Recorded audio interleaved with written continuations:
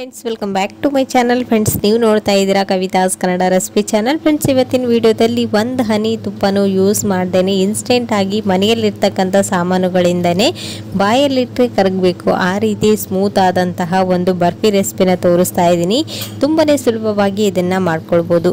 ಹಾಗಾದರೆ ಬನ್ನಿ ಫ್ರೆಂಡ್ಸ್, ತಡ ಮಾಡ್ದೇನೆ ಈ ರೆಸಿಪಿನ ಯಾವ ರೀತಿ ಮಾಡೋದು, ಇದಕ್ಕೆ ಬೇಕಾಗೋ ಸಾಮಾನುಗಳು ಯಾವಂತೇಳಿ ಕ್ವಿಕ್ ಆಗಿ ನೋಡ್ಕೊಂಬರೋಣ. ಸೊ ಫ್ರೆಂಡ್ಸ್, ಇಲ್ಲಿ ಮೊದಲೇದಾಗಿ ಈ ಒಂದು ಬರ್ಫಿನ ಮಾಡೋದಕ್ಕೆ ನಮಗೆ ಇಲ್ಲಿ ಹುರುಗಡ್ಲೆ ಬೇಕಾಗುತ್ತೆ, ಅಂದರೆ ಪುಟಾಣಿ ಅಂತ ಹೇಳ್ತೀವಿ ಅಲ್ವಾ. ಅದನ್ನು ನಾನು ಇವಾಗ 1 ಕಪ್ನಷ್ಟು ತೊಗೊಂಡಿದ್ದೀನಿ. ಅದನ್ನು ಮಿಕ್ಸಿ ಜಾರ್ಗೆ ಹಾಕ್ಕೊಂಡು ಈ ರೀತಿಯಾಗಿ ನೀಟಾಗಿ ಗ್ರೈಂಡ್ ಮಾಡ್ಕೊಂಡಿದ್ದೀನಿ. ಈ ಬರ್ಫಿ ತುಂಬ ಸ್ಮೂತ್ ಆಗಿ ಬರಬೇಕಂದ್ರೆ ಇದನ್ನು ಇನ್ನೊಂದ್ಸರಿ ಜರಡಿ ಹಿಡಿದು ತೊಗೊಳ್ತಾ ಇದ್ದೀನಿ. ಇಲ್ಲಿ ನೋಡ್ತಾ ಇದ್ರೆ ಜರಡಿ ಹಿಡಿದ ನಂತರ ಹಿಟ್ಟು ಎಷ್ಟು ಸ್ಮೂತ್ ಆಗಿದೆ ಅಂತೇಳಿ. ಇವಾಗ ಇದನ್ನು ಒಂದು ಬೌಲ್ಗೆ ಹಾಕ್ಕೊಂಡು ಅಳತೆನ ಮಾಡ್ಕೊಳ್ಳೋಣ. ಈ ಹಿಟ್ಟು ಎಷ್ಟು ಕ್ವಾಂಟಿಟಿಯಲ್ಲಿ ತೊಗೊಳ್ತೀವಿ ಅಷ್ಟೇ ಪ್ರಮಾಣದಷ್ಟು ನಾವು ಸಕ್ಕರೆನೂ ಕೂಡ ತೊಗೊಳ್ಬೇಕಾಗುತ್ತೆ. ಸೊ ಹಾಗಾಗಿ ಇವಾಗ ಇದನ್ನು ಒಂದು ಬೌಲ್ಗೆ ಹಾಕ್ಕೊಂಡಿದ್ದೀನಿ. ಇಲ್ಲಿ ನೋಡ್ತಾ ಇದ್ರೆ 1 ಬೌಲ್ನಷ್ಟು ಪುಟಾಣಿ ಹಿಟ್ಟು ತೊಗೊಂಡ್ರೆ ನಾವು 1 ಬೌಲ್ನಷ್ಟು ಸಕ್ಕರೆನೂ ಕೂಡ ಈ ಬರ್ಫಿ ಮಾಡೋದಕ್ಕೆ ಯೂಸ್ ಮಾಡಬೇಕಾಗುತ್ತೆ. ಆಗ ಇದನ್ನ ನಾವು ಒಂದು ಪ್ಯಾನ್ಗೆ ಹಾಕೊಂಡು ಒಂದೆಡೆ ಪಾಕ ಬರೋವರೆಗೂ ಇದನ್ನ ಕುದಿಸ್ಕೊಳ್ಬೇಕಾಗುತ್ತೆ. ಇಲ್ಲಿ ನೋಡ್ತಾ ಇದ್ರೆ ಇವಾಗ ನಾನು ಒಂದು ಪ್ಯಾನನ್ನು ಬಿಸಿ ಮಾಡೋದಕ್ಕೆ ಇಟ್ಟಿದ್ದೀನಿ. ಪ್ಯಾನ್ ಬಿಸಿ ಆದ ನಂತರ ಇದಕ್ಕೆ 1 ಕಪ್ನಷ್ಟು ಸಕ್ಕರೆಯನ್ನು ಕೂಡ ಹಾಕೊಂಡಿದ್ದೀನಿ. ಹಾಗೆಯೇ ಸಕ್ಕರೆ ಕರಗುವಷ್ಟು ನಾವು ನೀರನ್ನು ಕೂಡ ಹಾಕೊಳ್ಬೇಕಾಗುತ್ತೆ.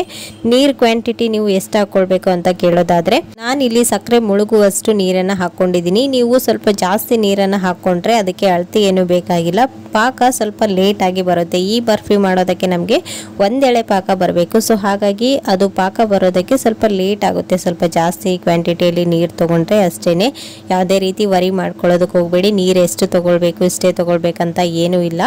ಜಸ್ಟ್ ಈ ರೀತಿ ಕುದಿಸ್ಕೊಳ್ಳೋಕ್ಕೆ ನೀರು ಅವಶ್ಯಕವಾಗಿ ಬೇಕೇ ಬೇಕು. ಓಕೆ, ಇವಾಗ ನೋಡ್ತಾ ಇದ್ದೀರಾ ಫ್ರೆಂಡ್ಸ್, ಈ ಸಕ್ಕರೆನೂ ಕೂಡ ಚೆನ್ನಾಗಿ ಕರಗಿದೆ, ಕುದಿಯೋದಕ್ಕೆ ಸ್ಟಾರ್ಟ್ ಆಗಿದೆ. ಇವಾಗ ಇದನ್ನು ನಾವು ಜಸ್ಟ್ ಚೆಕ್ ಮಾಡ್ಕೊಳ್ತಾ ಇರೋದಷ್ಟೇನೆ. ಒಂದೆಳೆ ಪಾಕ ಬರೋವರೆಗೂ ಇದನ್ನ ಕುದಿಸ್ಕೊಳ್ಳೋದು ಇಷ್ಟೇನೆ ಫ್ರೆಂಡ್ಸ್. ತುಂಬಾನೇ ಈಸಿಯಾಗಿ ನೀವು ಈ ಒಂದು ಬರ್ಫಿನ ಮಾಡ್ಕೊಳ್ಬೋದು. ಜಸ್ಟ್ ಪುಟಾಣಿ ಹಿಟ್ಟನ್ನು ಗ್ರೈಂಡ್ ಮಾಡ್ಕೊಳ್ಳೋದು ಮತ್ತೆ ಸಕ್ಕರೆನ ಒಂದೆಳೆ ಪಾಕ ಮಾಡ್ಕೊಂಡ್ರೆ ಸಾಕು. ನೀವು ಆರಾಮಾಗಿ ಒಂದು ಇನ್ಸ್ಟೆಂಟ್ ಬರ್ಫಿನ ರೆಡಿ ಮಾಡ್ಕೊಳ್ಬೋದು. ಇವಾಗ ನೋಡ್ತಾ ಇದ್ದೀರಾ ನಾನು ಒಂದು ಪಾತ್ರೆಗೆ ಸ್ವಲ್ಪ ನೀರನ್ನು ಹಾಕೊಂಡು ಚೆಕ್ ಮಾಡ್ತಾ ಇದ್ದೀನಿ. ಈ ಸಕ್ಕರೆ ಪಾಕ ಹಾಕಿದಾಗ ಅದು ನಿಂತ್ಕೊಳ್ಬೇಕು. ಹಾಗೇನೆ ಆವಾಗನೇ ನಮಗೆ ಪಾಕ ಕರೆಕ್ಟಾಗಿ ಬಂದಿದೆ ಅಂತೇಳಿ ಅರ್ಥ. ಇಲ್ಲಿ ನೋಡ್ತಾ ಇದ್ರಾ ನಾನು ಈ ಪಾಕನ ಹಾಕ್ತಾ ಇದ್ದೀನಿ, ಅದು ನೀರಲ್ಲಿ ಕರಗ್ತಾ ಇದೆ. ಆ ರೀತಿ ಕರಗಿದ್ರೆ ಅದು ಒಂದೆಳೆ ಪಾಕ ಅಲ್ಲ, ಗೊತ್ತಾಯ್ತಾ. ಇವಾಗ ನಿಮಗೆ ಆ ರೀತಿ ನೋಡೋದಕ್ಕೆ ಆಗಲ್ಲ ಅಂತಂದ್ರೆ ಸಿಂಪಲ್ ಮೆಥಡಲ್ಲಿ ತೋರಿಸ್ತಾ ಇದ್ದೀನಿ. ಈ ರೀತಿ ಸ್ಪೂನ್ನ ಸಹಾಯದಿಂದ ತಗೊಂಡು ಈ ರೀತಿ ಕೈಯಿಂದ ಚೆಕ್ ಮಾಡ್ಕೊಳ್ಬೇಕು. ಅದು ಒಂದೆಳೆನೇ ಬರಬೇಕು. ಇಲ್ಲಿ ನೋಡ್ತಾ ಇದ್ರ ಒಂದು 3-4 ಎಳೆ ಬರ್ತಾ ಇದೆ. ಇವಾಗ ಇದು ಪಾಕ ಗಟ್ಟಿಯಾಗ್ಬಿಟ್ಟಿದೆ. ಈ ಬರ್ಫಿ ಮಾಡೋದಕ್ಕೆ ಇದು ಪರ್ಫೆಕ್ಟ್ ಅಲ್ಲ. ನೀವು ಒಂದು ವೇಳೆ ಹಿಟ್ಟನ್ನು ಹಾಕಿ ಮಿಕ್ಸ್ ಮಾಡಿಕೊಂಡ್ರೆ ಪಾತ್ರೆಯಲ್ಲಿನೇ ಇದು ಸೆಟ್ ಆಗಿಬಿಡುತ್ತೆ. ಸೊ ಹಾಗಾಗಿ ನೀವು ಇದಕ್ಕೆ ವರಿ ಮಾಡ್ಕೊಳ್ಳೋದಕ್ಕೆ ಹೋಗ್ಬೇಡಿ. ಹಾಗಾದರೆ ಇದು ಹಾಳಾಯ್ತಲ್ವ, ಇದನ್ನು ಬಿಸಾಕಬೇಕಂತ ಕೇಳ್ಬೋದು ನೀವು. ಇದಕ್ಕೆ ಬಿಸಾಕೋ ಅವಶ್ಯಕತೆ ಇಲ್ಲ. ಇದಕ್ಕೆ ನೀವು ಇನ್ನು ಸ್ವಲ್ಪ ನೀರನ್ನು ಹಾಕ್ಕೊಂಡು ರೀಸ್ಟಾರ್ಟ್ ಮಾಡ್ಕೊಳ್ಳೋದಷ್ಟೇ. ಇನ್ನು ಸ್ವಲ್ಪ ಹೊತ್ತು ಕುದಿಸ್ಕೊಂಡ್ರೆ ಆ ನೀರೆಲ್ಲ ಹೋಗಿ ಮತ್ತೆ ನಿಮಗೆ ಜಸ್ಟ್ ಒಂದೆಳೆ ಪಾಕ ಬರುತ್ತೆ. ಇಲ್ಲಿ ನೋಡ್ತಾ ಇದ್ರಲ್ವಾ ಒಂದೆಳೆ ಪಾಕ ಯಾವ ರೀತಿ ಕಾಣಿಸ್ತಾ ಇದೆ ಅಂತೇಳಿ.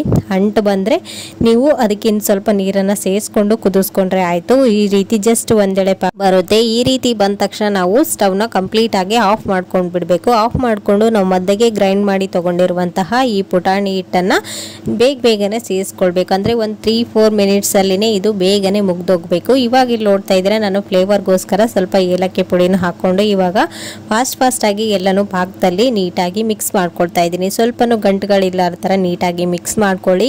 ಗಂಟಾಗುತ್ತಂತೇಳಿ ನೀವು ತುಪ್ಪ ಬಳಸಬೇಕು, ಎಣ್ಣೆ ಬಳಸಬೇಕು ಏನು ಬೇಕಾಗಿಲ್ಲ ಫ್ರೆಂಡ್ಸ್. ಇದನ್ನು ನೀಟಾಗಿ ಮಿಕ್ಸ್ ಮಾಡ್ಕೊಳ್ತಾ ಹೋದರೆ ನೀವು ಆರಾಮಾಗಿ ಇದನ್ನು ಮಿಕ್ಸ್ ಮಾಡ್ಕೊಳ್ಬೋದು. ಯಾವುದೇ ರೀತಿ ವರಿ ಮಾಡ್ಕೊಳ್ಳೋದಕ್ಕೆ ಹೋಗಬೇಡಿ, ಗಂಟುಗಳೇನು ಆಗೋದಿಲ್ಲ. ಇಲ್ಲಿ ನೋಡ್ತಾ ಇದ್ರೆ ಇವಾಗೆಲ್ಲನೂ ಈ ರೀತಿ ಫಾಸ್ಟಾಗಿ ಮಿಕ್ಸ್ ಮಾಡ್ಕೊಳ್ಬೇಕು.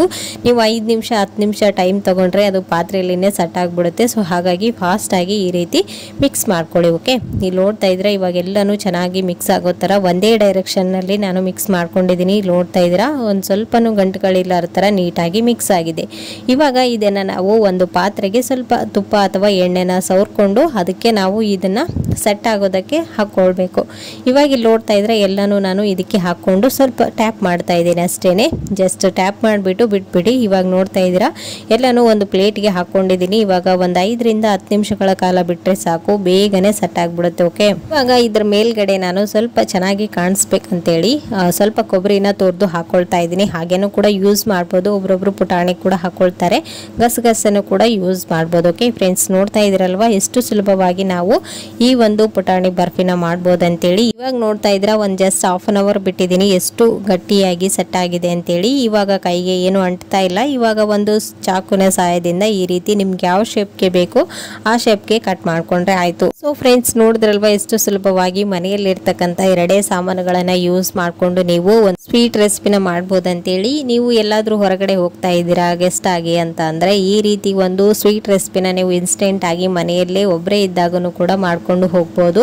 ಅಲ್ಲಿನೂ ಕೂಡ ಎಲ್ಲರೂ ತಿಂದು ತುಂಬಾನೇ ಖುಷಿ ಪಡ್ತಾರೆ. ಮಕ್ಕಳು ಕೇಳಿದಾಗನು ಕೂಡ ಈ ರೀತಿ ಒಂದು ಇನ್ಸ್ಟೆಂಟ್ ಸ್ವೀಟ್ನ ನೀವು ಮಾಡ್ಬೋದು. ಇದು ಒಂದು ತಿಂಗಳವರೆಗೂ ಒಂದು ಹೇರ್ ಕಂಟೈನರ್ ಬಾಕ್ಸಲ್ಲಿ ಹಾಕಿಟ್ರೆ ತುಂಬಾನೇ ಚೆನ್ನಾಗಿರುತ್ತೆ, ಫ್ರೆಶ್ ಆಗಿನೂ ಕೂಡ ಇರುತ್ತೆ. ಓಕೆನಾ ಫ್ರೆಂಡ್ಸ್, ನೋಡಿದ್ರಲ್ವಾ, ಇಲ್ಲಿ ನೋಡ್ತಾ ಇದ್ರ ಕಟ್ ಮಾಡಿ ಕೂಡ ತೋರಿಸ್ತಾ ಇದ್ದೀನಿ ಎಷ್ಟು ಚೆನ್ನಾಗಿ ಸ್ಮೂತ್ ಆಗಿ ಬಂದಿದೆ ಅಂತೇಳಿ.